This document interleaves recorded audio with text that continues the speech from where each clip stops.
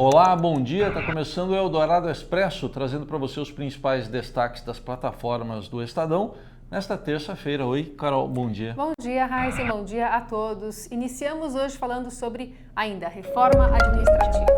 O presidente Bolsonaro disse que a reforma administrativa que o governo deve enviar ao Congresso já está madura, mas ainda depende de alguns ajustes. Ele pode receber um texto final ainda hoje da equipe econômica do ministro Paulo Guedes.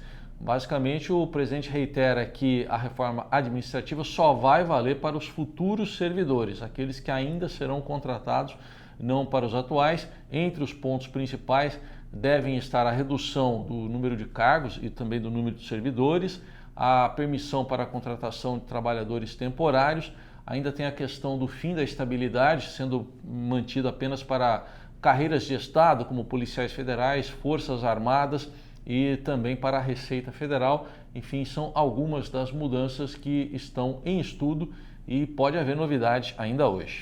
E ainda uma repercussão dessa questão da reforma administrativa, são os concursos públicos que não estão sendo abertos. O presidente Bolsonaro falou sobre isso, disse que seria uma responsabilidade dele abrir concursos desnecessários.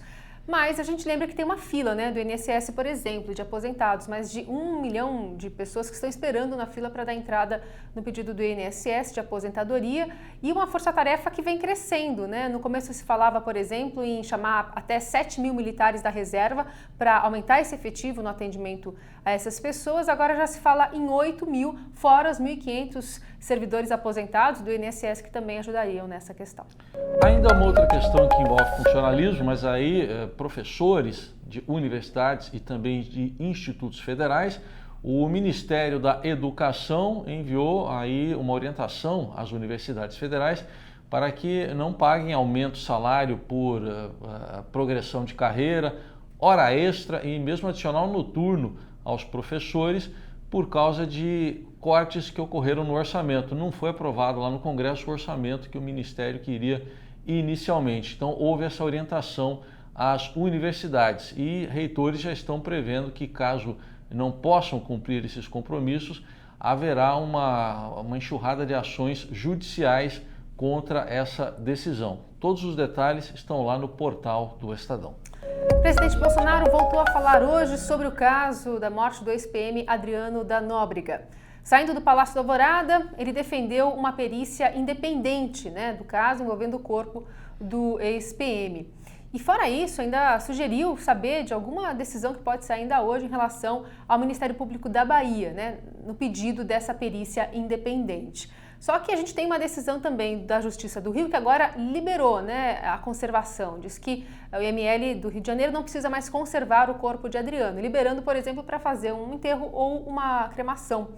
Mas ainda há um aguardo da Justiça da Bahia, que pode ou não autorizar essa nova perícia que é pedida, por exemplo, pela viúva do capitão Adriano, do ex-comandante do BOPE.